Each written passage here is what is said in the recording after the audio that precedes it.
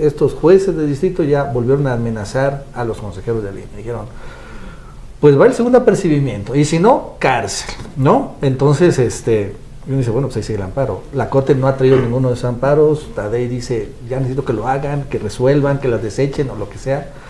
Pero como que vemos aquí este juego de, pues yo no voy a hacer nada, ¿no? O sea, todavía sigue un poco, cuando yo veo eso, y al final, pues el INE como que tampoco se quiere aventar, y en una de esas, pues que efectivamente desacaten algo y los inhabiliten, vayan a la cárcel, tengan que pagar un abogado y tengan que litigar. Entonces, entiendo un poco su posicionamiento, y eso es lo que me salta, ministra. ¿Cómo saltar este obstáculo que parece que pusieron de nuevo? Los amparos son improcedentes por dos razones fundamentalmente, y eso pues lo saben los jueces y magistrados. Estos amparos son improcedentes, primero porque hay una reforma constitucional que se ha llamado la reforma de la inimpugnabilidad de la Constitución o supremacía constitucional, donde ya el constituyente permanente dijo que no procede ningún medio de impugnación en contra de las reformas constitucionales. Entonces, ese es un elemento para sobreseer los amparos. Pero hay otro elemento adicional. El 5 de noviembre la Corte dijo, al analizar esta acción de inconstitucionalidad, que fue el debate al interior en el Pleno de la Corte, que es materia electoral. Y es muy clara la disposición del 61 de la Ley de Amparo, que dice que en materia electoral son improcedentes los amparos. Entonces tenemos dos aspectos por los cuales esos amparos son improcedentes y que lo saben los jueces y magistrados, pero hay que hacerlo valer. Claro. Hay que hacerlo valer, ¿por quién? Por las instancias que están siendo demandadas en estos amparos, o parten los amparos, ya sea el INE o las cámaras o la Consejería Jurídica, y estos amparos se tienen que declarar improcedentes. Por lo que respecta a las controversias y consultas a trámite, yo creo que ya está suficientemente discutido en el Pleno de la Corte, que es donde van a llegar estas consultas y controversias. Yo lo que te puedo decir, Nacho, y a los televidentes, es que vamos a la elección el primer domingo de junio de jueces, magistrados y ministros.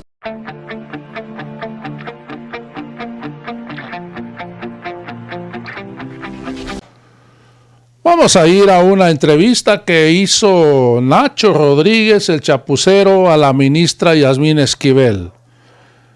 Hay que recordar que la ministra Yasmín Esquivel estaba propuesta para ser la presidenta de la Suprema Corte de Justicia de la Nación, pero la derecha hizo una campaña sucia, impresionante en su contra, para imponer a Norma Piña. Hay que recordar también que Norma Piña quiere tirar a toda costa la reforma al Poder Judicial, o más bien dicho, la elección al Poder Judicial.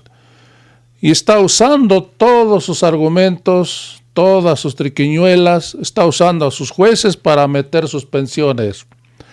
Ayer mismo Francisco Javier García Contreras, titular del Juzgado Segundo del Distrito de Colima, informó este viernes que envió a los consejeros del Instituto Nacional Electoral un segundo apercibimiento por desacatar una suspensión provisional para detener los preparativos del proceso electoral de integrantes del Poder Judicial.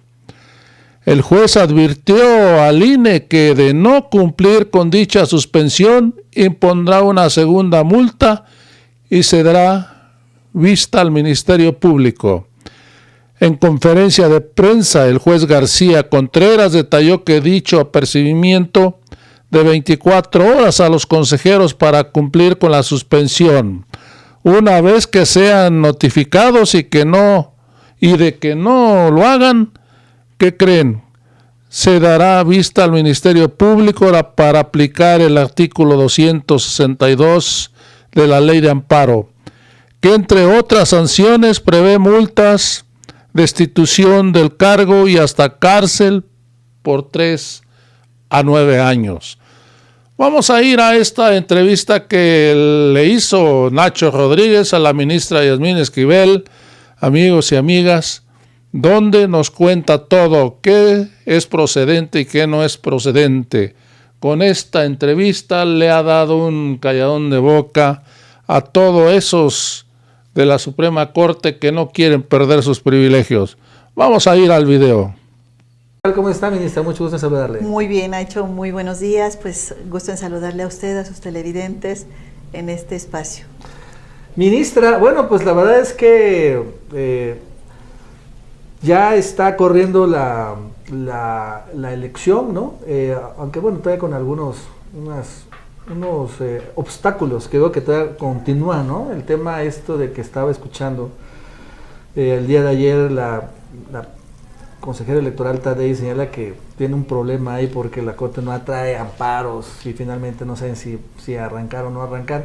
¿Cómo evalúa usted desde dentro de la Suprema Corte la organización de la elección? O sea, porque también vemos que de ayer la ministra presidenta Norma Piña aceptó otro recurso y siempre está finalmente el tema de que falta la consulta famosa que no se ha resuelto. ¿Cree que usted, en pocas palabras, vaya a haber más obstáculos dentro de la Suprema Corte? ¿Cree que ya no? ¿Cómo evalúa usted todo esto?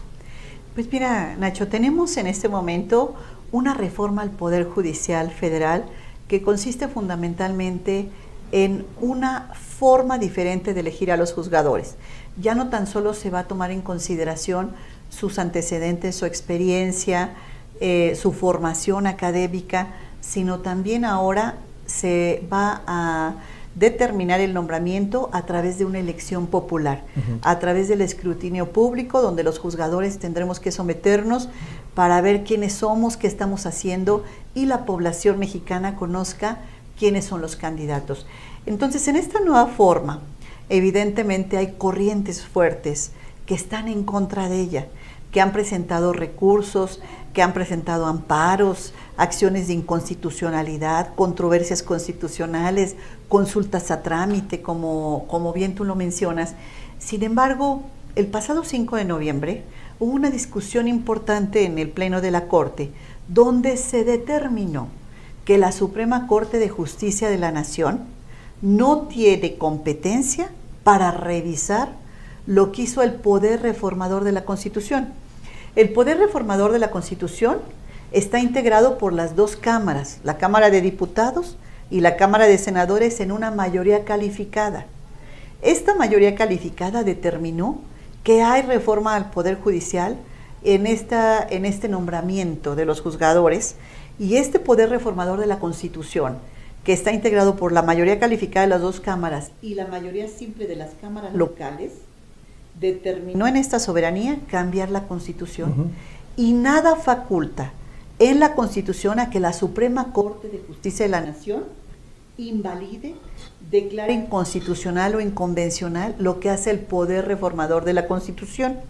Inclusive, Nacho, en 2016, el partido político Morena y Movimiento Ciudadano presentaron una impugnación en contra de la Constitución, y el Pleno de Ministros de la Corte, 8 de 11, dijeron que no procede impugnar la Constitución, porque es nuestra máxima disposición que tenemos nacional, nuestra Constitución política de los Estados Unidos mexicanos.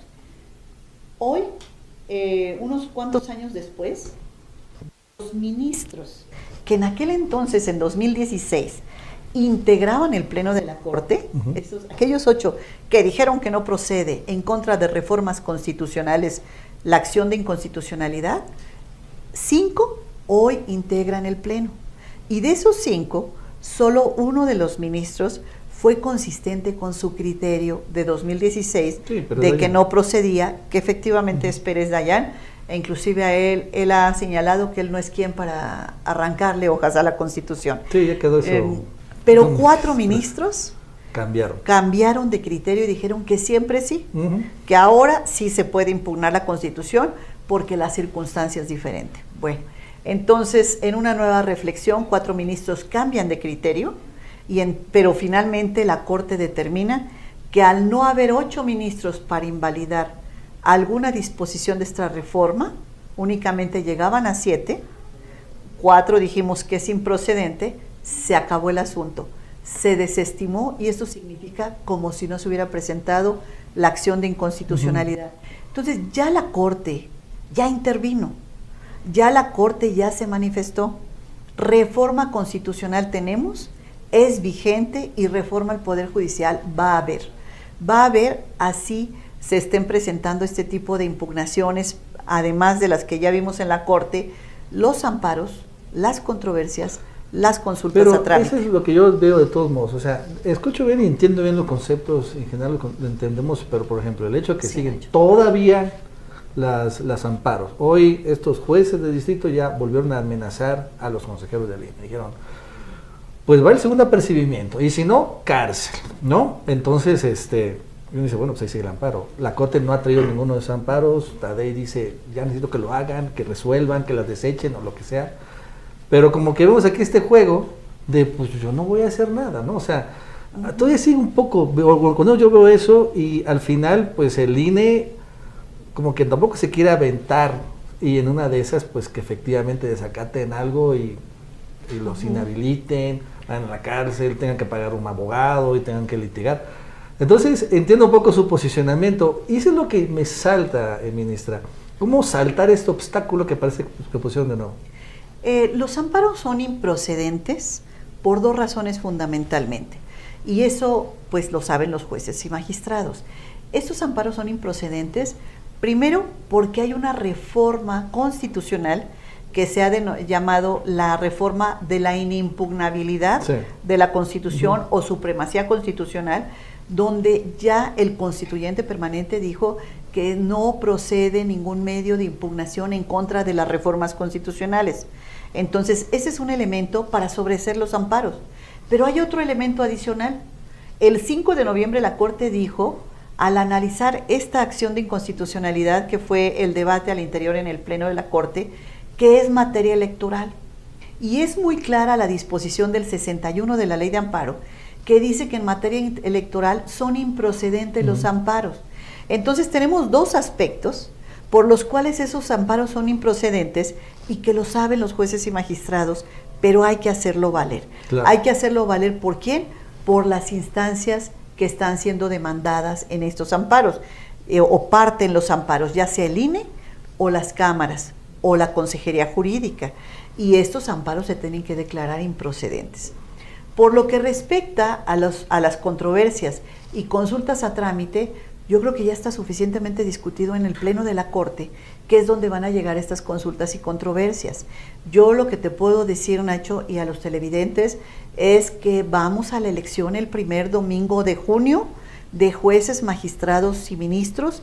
Se van a elegir los 9 ministros y ministras de la Corte, 5 integrantes del Tribunal de Disciplina Judicial, 2 integrantes de la Sala Superior del Tribunal Electoral, las salas regionales, que son 15 magistrados en su totalidad, los jueces de todo el país de distrito y magistrados de circuito. En total se van a elegir 881 cargos el domingo 1 de junio y en esa ruta el INE ha estado avanzando en los trabajos y sí, pues esperemos que la comisión que se ha establecido para esta elección extraordinaria es una elección, como tú lo has señalado en algún otro momento, es una elección diferente, es una elección inédita, es una elección donde no hay precedente y lo que se pretende es que haya un mejor sistema de justicia en México. Es importante señalar por qué se da esta reforma al Poder Judicial.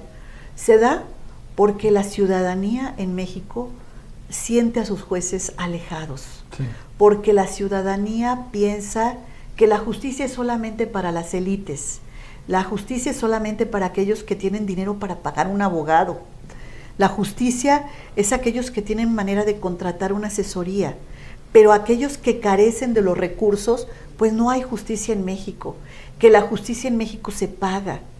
Eso es lo que da origen a esta reforma al Poder Judicial. Tenemos que ser conscientes que los juzgadores tenemos una deuda con la sociedad y estos juzgadores, hoy que tenemos la gran oportunidad de que la ciudadanía nos conozca, que sepa quiénes somos, cuáles son nuestros principios, tengan la oportunidad, si así lo desean, de poder votar por quien consideren que tiene el mejor perfil dentro de todos los que estamos participando. Pero, ¿qué es lo que se requiere hoy? pues se requiere una justicia de puertas abiertas, se requiere una justicia cercana a la población, se requiere una justicia con una inmediatez con las partes. Esta inmediatez hablo de cercanía. ¿Cómo es posible que el juzgador que va a determinar quién tiene la razón no conozca ni a las partes? Claro. No pueda ni siquiera recibirlos en sus despachos, ya sea con abogado, sin abogado, con abogado de oficio, como quiera que sea. La sensibilidad del juzgador es muy importante, porque detrás de cada uno de los expedientes amarillos que están en nuestros archivos hay la vida de una persona, el patrimonio, su seguridad jurídica de ellos, de sus familias, de su comunidad, de sus ejidos, o una víctima que está siendo sujeta de violencia política de género, o violencia intrafamiliar, o de acoso laboral, o de acoso sexual. Detrás de cada uno de nuestros fríos expedientes existe una familia exigiendo justicia, o unas personas exigiendo que se decida si tiene o no el derecho, y que además se le escuche. Eso es lo que tenemos que trabajar, en una justicia para todas las personas, en esta justicia que yo propongo de puertas abiertas para que la gente sea escuchada. Por eso se da la reforma. Es una reforma que abre brecha en una posibilidad distinta de elegir a nuestros juzgadores, y que la ciudadanía confíe y sepa por quién está votando. Ministra, usted está hablando de violencia política de género, y la verdad es que usted vivió uno de los peores momentos, honestamente, en este concepto, ¿no? Después de que le desataron este escándalo de su tesis, y que vaya que fue algo abusivo, honestamente, de prensa, políticos, oposición, en fin, los propios ministros, en fin. Esto ya tiene como 2 años, ¿no? ¿Cómo se siente? ¿Cuál es su, de todos modos, reflexión, viendo para atrás? Y bueno, ya que al fin y al cabo, todo eso fue antes de, obviamente, la reforma judicial. Todavía no vienen las elecciones, y bueno, pues ya han cambiado las cosas. ¿Cómo ve usted, de todos modos, esto que le sucedió a usted? Qué bueno que lo preguntas, Nacho, porque en una reflexión después de casi 2 años, yo te puedo decir que yo soy producto de la construcción de la escuela pública, producto del esfuerzo de mis padres y el mío propio, pero también de mis enemigos.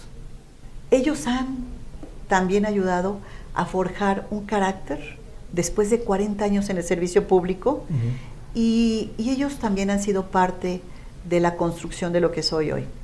Después de 2 años de esta reflexión, yo te digo que fue un embate mediático sin precedente, sí, las que estoy totalmente injusto, ilegal, arbitrario, por parte de todas estas personas que se prestaron para llevarlo a cabo mediante este tratamiento que se le dio en una mentira, una tesis de hace 38 años, cuando yo era muy jovencita, en un tema donde tuve que, como mujer de leyes que soy, como mujer que cree en el perfeccionamiento de la persona a través de las normas jurídicas también, acudí inmediatamente a la Fiscalía y a los tribunales administrativos y tribunales civiles para que ellos determinaran quién tenía la razón y la verdad.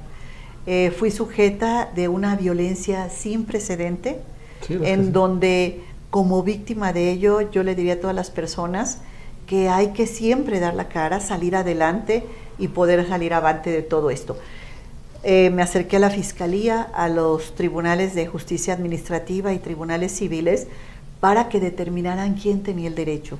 Si esa tesis, de acuerdo a las pruebas que existían, pruebas, imagínate nada más, Nacho, pruebas de hace 38 años. Sí, localicé. La tesis, imagínese, esas cosas. Localicé la tesis, por supuesto, localicé a mis profesores de aquel momento, sí. Localicé a la directora de tesis, que fue la presidenta del sínodo, una profesora de más de 40 años en la universidad, en la Universidad Nacional Autónoma de México, galardonada con muchísimos premios. Esta maestra, localicé a la maestra, localicé a los sinodales, localicé los documentos de hace 38 años, mismos que tienen pruebas de grafoscopía, la línea del tiempo, todo un dictamen forense, ¿Y todo eso, todo por qué dictámenes de carácter, ¿Y se lo guardó todo eso? documentoscopía. Fíjate que no los guardé yo, Nacho, los ¿No? guardó mi mamá. Ah, mire. Entonces, Sí, porque yo digo, caray, yo también hice mi tesis, igual, yo hice en el ITAM. Pero pues yo no sé dónde quedó, no sé ni siquiera dónde quedó el archivo original. Y usted sí encontró Sí. todo eso en papel. todo. Y encontré documentos hasta de la preparatoria. Yo fui a la preparatoria número 9 de la UNAM. Encontré documentos de preparatoria, los documentos de la tesis, el libro del recibo de la donación a la biblioteca. Ah, bien. Porque en aquel entonces, en la FES Aragón, ahora FES Aragón, antes se llamaba ENEP Aragón, te quiero comentar que no había, bueno, en aquella época, hace 38 años, imagínate, Nacho, tú eres muy joven, pero hace 38 años no había internet, Sí. no había computadoras, no había wifi, Claro, no. había teléfonos celulares. No. En todo el plantel había una caseta telefónica que normalmente no tenía bocina, se había llevado la bocina. Entonces no teníamos ningún sistema de comunicación. Claro. Yo elaboro el proyecto con algunos de mis profesores, que por cierto, 2 de ellos viven y declararon ante la Fiscalía, dijeron cómo se construyó todo esto. También declaró el otro compañero donde dijo que él tuvo a la vista ese proyecto antes de que él se titulara. Ujú. ¿Por qué el otro compañero se titula, que por cierto es de la Facultad de Derecho de la UNAM? Él se titula antes porque yo no tenía el servicio social. Okay. Entonces yo demoré un poco más en titularme que él. Él ese proyecto lo toma como referencia, se titula primero con la misma directora de tesis y con la misma presidenta del sínodo, tanto del compañero de la Facultad de Derecho como el mío. Al analizar toda esta serie de pruebas, de testimoniales, de documentos, de periciales, las autoridades determinan que yo soy la autora de la tesis. Tengo mi constancia y certificado de derechos de autor, donde yo soy la autora de la tesis. Para mí es un capítulo cerrado, es un capítulo que se ha archivado. ¿No denunció a nadie por finalmente daño moral? Por acá que se configura perfectamente bien este delito. No, pero sí lo que puedo decirte, Nacho, es que después de todo esto, pues evidentemente desde el primer momento en que salió una nota periodística que hablaba acerca de que había esta otra tesis escrita por este otro alumno y que se había titulado unos meses antes que yo. Al salir esta nota periodística, sin queja de por medio, sin ninguna denuncia, se me abre un procedimiento ilegal, irregular en la UNAM, pretendiendo estudiar una tesis de hace 38 años, de analizarla, sin estudiar nunca en la historia de la UNAM una sola tesis, ni analizarla y revisarla. Lo que yo inmediatamente me doy cuenta es que es un tema de carácter político. ¿Por qué? Porque lo sacan 8 días antes de las elecciones, 8 días antes de las votaciones, para elegir a la presidenta o presidente de la Corte. Siendo yo una de las 5 candidatas, sin duda muy fuerte, sacan esto para descarrilarme de la contienda presidencial por la presidencia de la Corte. ¿Y usted cree pues que me pareció sí, de lo sí más ruin, Claro, sí. de lo más cobarde. ¿Y usted tenía ya los votos y después del escándalo algunos ministros o ministras se echaron para atrás? O sea, ¿sí fue exitosa en ese sentido el lance? O sea, o los ministros, o sea, dijeron, no, Yasmín, la verdad es que yo no sabía esto, no te voy a poder apoyar. ¿Hubo algo así? Sí, Nacho, y además lograron su objetivo. ¿Cuál era su objetivo? Sacarme en la contienda. ¿Sí tenía los votos? Descarrilarme, desquitar.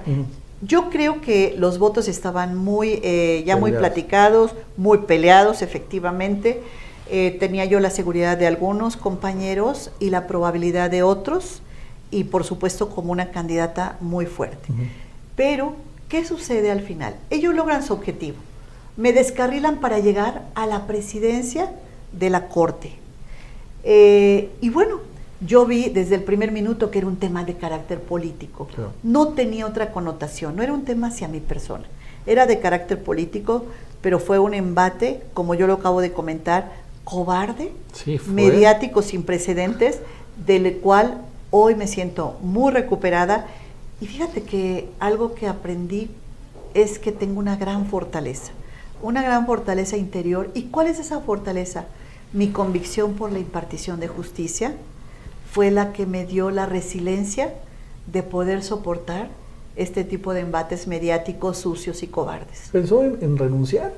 Que le pedían, le exigían esto de una manera, o sea, raro, es que decir, yo he visto muchas campañas negativas, obviamente no es la primera ni la última vez, pero usted sí fue muy fuerte, ¿no? O sea, más incluso que las que ha recibido el presidente o el expresidente Obrador en su momento. Híjole, usted sí fue muy fuerte. Qué bueno que mencionas. Que le llamaban eso, que querían que renunciara. Nacho, qué bueno que mencionas al señor presidente Andrés Manuel López Obrador. Sin duda ha sido uno de los políticos más atacados en la historia de nuestro país. Y es un hombre y un líder muy querido por nuestro país. El pueblo, la población, lo quiere, y él mismo ha sido un hombre que ha sido de una gran resistencia política. Entonces, imagínense nada más, alguien como él que fue atacado tan duramente, tan injustamente, es un hombre que es de los presidentes más queridos en la historia de nuestro país. Y hoy yo le puedo decir que uno de los referentes fue justamente él. Yo no iba a permitir que el ataque arbitrario y egoísta que estaba yo sufriendo iba a lesionar o lastimar una carrera y una lucha de vida de 40 años por darle gusto a un bloque opositor que hizo todo opositor al gobierno que hizo todo este escándalo mediático con un solo objetivo, que yo renunciara. Pues no les iba a dar ese privilegio, ni licencia ni renuncia.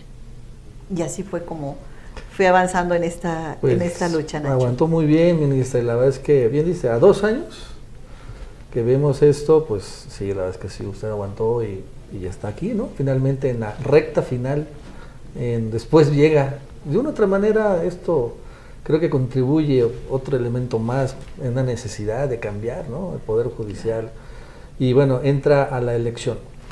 Ahora vamos a ver un poco más al futuro, ¿cómo la ministra? ¿No? Ya una nueva presidenta, Claudia Sheinbaum, que bueno, impulsa también este tema de la reforma al Poder Judicial. ¿Cómo ve usted, ya que se celebren las elecciones, vamos a poner que se van a liberar todos los obstáculos, tampoco tengo mucha duda de eso, se instala la nueva corte, los nuevos jueces, magistrados y ministros, ¿cómo usted ve que va a ser o funcionaría esto? De una otra manera también va a haber una renovación muy grande, la verdad es que muchos jueces, magistrados no van a participar. ¿Cree que sí va a haber alguna curva de aprendizaje? Pues mire, he apoyado la reforma al Poder Judicial. Creo yo que el Poder Judicial necesita cambiar, necesita transformarse, necesita hacerse mejor. Evidentemente hay una evaluación que nos exige a cambiar y a dar esos pasos que se necesita. Yo tengo 24 años de experiencia jurisdiccional. A lo largo de todos estos 24 años en los tribunales agrarios donde fui magistrada, en el Tribunal de Justicia Administrativa de la Ciudad de México y después como presidenta de la Asociación Nacional de Magistrados en materia administrativa, me ha permitido tener contacto de qué es lo que necesita la justicia, qué es lo que necesitamos cambiar y reformar desde las élites también, no nada más de abajo hacia arriba, sino de arriba hacia abajo. Y este conocimiento que me da toda esta trayectoria me permite hoy saber claramente lo que necesita la gente y seguir trabajando por ello. La doctora Claudia Sheinbaum, que ha apoyado la reforma al Poder Judicial, esta reforma que se da y que ya es una realidad, que ya se está trabajando en ella, nada menos en este momento los comités de evaluación de los 3 poderes están recibiendo las solicitudes de abogadas y abogados que consideran que tienen los requisitos, los méritos, el carácter, la templanza para ser juzgador, la prudencia, el conocimiento, están recibiendo todas estas solicitudes. Van a llevar a cabo un proceso de idoneidad donde se va a decidir quiénes son los que van a pasar a la insaculación y posteriormente a la boleta. Vamos a tener jueces y juezas que han pasado estos filtros de idoneidad y de insaculación para que lleguen a la boleta y la ciudadanía pueda votar por cualquiera de ellos. El reto que tienen hoy los comités de evaluación es que cualquiera de los que decidan que pasan a la boleta sean personas que tienen el perfil para ser grandes juzgadores. Yo confío en la reforma al Poder Judicial, yo creo en la reforma al Poder Judicial, yo estoy avanzando en esa ruta para que le vaya bien a México, le vaya bien al sistema de justicia que tenemos el día de hoy y las cosas vayan mejorando de una manera progresiva, de una manera paulatina, pero que la ciudadanía se dé cuenta que esto funciona y funciona bien. Yo felicito a jueces y magistrados que han aceptado participar en el pase automático que tienen a la boleta. ¿Cuántos son realmente? Realmente son el 25% de los que tienen su pase automático, cerca del 25% o arriba del 25% han aceptado participar en la boleta. Okay. Han aceptado ese pase automático que tienen a la boleta. El resto, el 75%, decidieron en su libertad declinar y tomar la pensión complementaria a aquellos que tenían derecho a ella y el finiquito o liquidación de la que habla también la reforma al Poder Judicial. Entonces, los juzgadores que han pasado son personas con trayectoria, con experiencia, que van a participar para ir al escrutinio, para ir a la boleta, para ir a la elección popular, y yo confío en que todos ellos sean evaluados de una manera correcta y justa por la ciudadanía para que puedan ellos continuar en sus posiciones de jueces y magistrados. Esto es, Nacho, cerca de un 25%, jueces y magistrados con los que he estado en contacto y que me he felicitado por haber aceptado participar en esta posibilidad que plantea la Constitución de que puedan tener pase automático a la boleta. ¿Usted qué opina de ellos, finalmente? Porque la verdad es que de una manera tal vez injusta, donde está el Poder Judicial, todo es corrupto, y dicen, no, todos somos corruptos. Y tienen toda la razón, ¿no? Hay unos que sí, pero no todos. Yo siempre he pensado que los que decidan buscar la reelección, la verdad es que, bueno, de una u otra manera, yo digo, bueno, pues uno en que esté en la boleta, digo, bueno, igual tal vez para ministro y ministra sí me voy a informar, pero hay un montón de jueces que dicen, bueno, pues voy a dejar al mismo, yo creo. Sería un punto de vista mío, ¿no? Bueno, pues él ha sido juez, la verdad es que no se le conoce al juez 12º de distrito en materia administrativa, pues bueno, pues este mismo, diría yo. Entonces, pero la verdad es que sí vi como había mucho como que temor de algunos jueces y magistrados de ser, más que reelectos, estar abajo de este Tribunal de Disciplina Judicial. Pero ¿usted qué opina de ellos? Que las que realmente sí han decidido participar, o más dicho, quedarse. Sí. Nacho, no podemos ser absolutos en ningún tema señalando que todos los jueces son corruptos, que todos los magistrados son corruptos o que todos los mexicanos somos corruptos. No podemos llegar a esos extremos. Si bien en cualquier organización lamentablemente se pueden dar casos de corrupción, esos tienen que ser denunciados y castigados duramente. Uh-huh. Si la corrupción no la debemos permitir en nuestra sociedad, mucho menos en los juzgadores. Mucho menos y ser implacables en sancionar a aquellas personas que no hicieron las cosas de manera correcta y adecuada. Aquellos que han tenido prácticas indebidas en el ejercicio de la función deben ser sancionados, y más si se trata de jueces y magistrados. Yo ahí estoy de acuerdo en esta parte. Sin embargo, también le debo decir que hay muchísimos jueces, la mayoría de ellos, juezas, jueces, magistrados, magistradas, que son personas de excelencia, que son personas que han trabajado a lo largo de 20 o 30 años para llegar a esas posiciones donde han tenido que pasar exámenes rigurosos y donde han dedicado su vida a ello.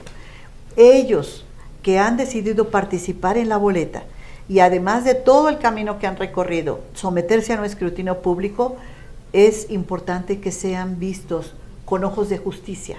Bueno. ¿Y de justicia por qué? Porque los que han impartido justicia merecen ser tratados con justicia y en igualdad de condiciones que los demás. Es muy importante los candidatos que se van a inscribir, pero también ahí van los jueces que han aceptado participar en estos procesos y ellos también tienen que ser tratados de una manera correcta, con un miramiento igual y con justicia como ellos se han dedicado a impartir. Yo tengo reconocimiento por mis compañeras y compañeros juzgadores. Ellos están conscientes que esta reforma se da por las deficiencias que existen en el sistema, que hay que corregir y que debemos corregir, y en esa ruta voy a trabajar, en corregir todas las deficiencias. Hoy no es posible que se puedan liberar delincuentes cuando existen pruebas en el expediente que deben quedarse en prisión, cuando no se esté atendiendo a las víctimas, cuando haya poblaciones alejadas de nuestros centros, de nuestros núcleos de población alejadas, que no tengan acceso a un abogado, que no tienen recursos a veces las personas ni siquiera para llegar a la cabecera municipal a buscar un abogado de oficio. No es posible que tengamos un México marginado que no tiene acceso a la justicia. En eso se tiene que trabajar, en esa lucha por tener defensorías jurídicas gratuitas, defensorías jurídicas itinerantes, jueces que tengan puertas abiertas en sus despachos para escuchar a las partes, que tengamos jueces con sensibilidad social y que hayan pasado por estos procesos democráticos. Eso es lo que necesitamos en nuestra justicia. Finalmente, también ha hecho la justicia de puertas abiertas que estoy planteando para México. Ministra Yasmín, para terminar, hablando del tema de corrupción. Si usted se vuelve presidenta, recuerda que la presidencia va a ser hasta rotativa, ¿no? En la reforma judicial. De todos modos, ¿haría auditorías a la actual presidenta Norma Piña y a su gestión? Pues mire, la presidencia de la Corte es, sin duda alguna, es una posición importantísima. Sin embargo, para mí lo más importante es continuar participando como ministra de la Corte, donde se puede decir cuál es el derecho que debe prevalecer frente a los temas donde a la Corte le toca intervenir. Con relación a la presidencia de la Corte, esta posición de carácter fundamentalmente jurisdiccional, pero también administrativo, tiene todo un equipo, un área administrativa de contralorías y de unidades que tendrán que hacer su trabajo que le corresponda. Creo yo que no se trata de revisar y de sancionar como un estigma para llegar y buscar a ver qué encontramos de lo que hicieron los demás, sino se tiene que llegar con la visión de lo que necesita la justicia, lo que tenemos que hacer hacia adelante. No necesitamos llegar para ver qué hizo Norma Piña o qué hizo la gente que trabajó con Norma Piña. Creo que ese no es el objetivo de la presidencia de la Corte, de una presidencia de transformación, de una presidencia de cambio, de una presidencia nueva, de una presidencia de una Corte electa. No es necesariamente que las áreas administrativas hagan su trabajo y ellos desempeñen y si encuentran algo que les parece que es irregular, pues que hagan la investigación correspondiente. Tienen que ser áreas de investigación autónomas, contralorías autónomas que desempeñen su función, pero la presidencia de la Corte tiene que pensar en la transformación que necesita México, en el cambio que todos los que hemos confiado en este nuevo sistema tenemos que llevar a cabo, que la gente empiece a ver la diferencia con relación al sistema anterior y a este sistema nuevo donde llega una Corte democrática, una Corte elegida por el pueblo y una Corte del cambio. En eso hay que trabajar, en lo que viene hacia adelante y hacia el futuro y no estar revisando necesariamente llegar con una consigna política de ver cómo vamos a fastidiar a los que se van, sino llegar viendo hacia adelante. Así, como última pregunta, ahora sí bien, se lo prometo. Sí, Usted fue el voto decisivo después del tema ese, regresando al escándalo y toda esa guerra civil que le desataron, para que Norma Piña llegara como presidenta de la Corte, ¿no? Sí. Era este señor Ortiz Mena Alfredo Gutiérrez. o Norma Piña, y usted dijo, Norma Piña, fue el voto de desempate. ¿Está arrepentida de ese voto? Nacho, no. La respuesta es no y te voy a decir por qué. Yo no apoyo a la mujer nada más en el discurso. Yo apoyo a la mujer en los hechos. Es muy fácil venir a hablar acerca de hay que ayudar a las mujeres que están en zonas rurales, a las mujeres que están en el desempleo, a las mujeres domésticas. Ese discurso es un discurso fácil. Sin embargo, apoyar a una mujer que está en el mismo nivel que tú, que aspira al mismo cargo que tú, que tiene las mismas posibilidades que tú, apoyarla de mujer a mujer en el mismo nivel, eso sí es apoyar a la mujer. No es nada más el discurso. Mi lucha por la mujer no ha quedado nada más en el discurso, sino en los hechos. Para mí, cuando yo era muy jovencita, era un sueño que las mujeres pudiéramos ir trascendiendo en los cargos públicos. Y más sueño era pensar que íbamos a ver a la primera mujer presidenta de México. Hoy, a mi generación nos toca ver que llega la primera mujer a la presidencia de México en la doctora Claudia Sheinbaum. Cuando yo tomé la decisión de votar por mi compañero Alfredo Gutiérrez Ortiz Mena, que es un gran ministro, o por mi compañera Norma Piña, que era mujer, no tuve duda que tenía que apoyar a mi género. Si no iba a ser yo la primera presidenta de la Corte, iba a haber que llegar a la primera presidenta de la Corte y apoyar que llegara la primera presidenta de la Corte. Es un tema de solidaridad con mi género. Es un tema donde se vea en los hechos, que yo soy consciente y congruente entre mi discurso y mi realidad. Entonces, así sucedieron los hechos, esa fue la razón, y bueno, pues así se dio. Sí, ahorita volviera a llegar ya lo que vimos, porque usted obviamente no sabía cómo iba a ser la Norma Piña, ¿no?, como presidenta. Ya regresamos ahorita, si vuelve a ser la misma votación, ¿votaría igual? Nacho, el hubiera no existe. Los acontecimientos se dan y uno va tomando las decisiones en el momento de acuerdo a las circunstancias. Para mí era muy claro votar por Norma Piña porque era un tema de género, sí, claro, y era un tema de solidaridad con mi género y de demostrar que soy congruente con mis argumentos y mis hechos. Ahora bien, 2 años después, creo yo que a mi compañera Norma Piña no estuvo consciente del momento político que vivió. No entendió la relevancia política y los cambios que estaba viviendo México. No tuvo esa adaptación al cambio que se da en materia política. Y no hablo porque se haya quedado sentada en un evento conmemorativo el 5 de febrero en el Teatro Querétaro. No tan solo eso, sino también el discurso, la posición político opositora al presidente y al gobierno del presidente López Obrador. Eso fue generando un encrispamiento entre poderes. Ella abonó a la pérdida de imparcialidad que debe tener cualquier juzgador. Ella abonó a ponerse en el lado opositor al presidente. Y creo que un juzgador debe ser imparcial por naturaleza, claro, debe ser independiente, debe ser autónomo. Y ella perdió esas características en el momento en que asumió una posición política, con sus actos, con sus conductas, con su discurso y con aquella posición contestataria, midiendo fuerzas con los demás poderes. El rompimiento del diálogo fue gravísimo en el Poder Judicial estos 2 años. Ese rompimiento del diálogo con los otros 2 poderes. Cuando ese diálogo se quiso reconstruir, ya había transcurrido, ya había corrido agua en el río.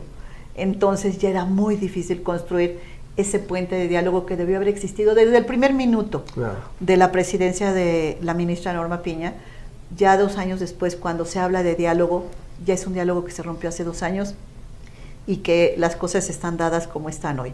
Entonces, creo que faltó ese entendimiento político de lo que estaba sucediendo afuera y no encerrarse únicamente en un bloque y tomar decisiones con un pequeño bloque, haciendo caso a la oposición al presidente y llevándola a un extremo donde tenemos hoy.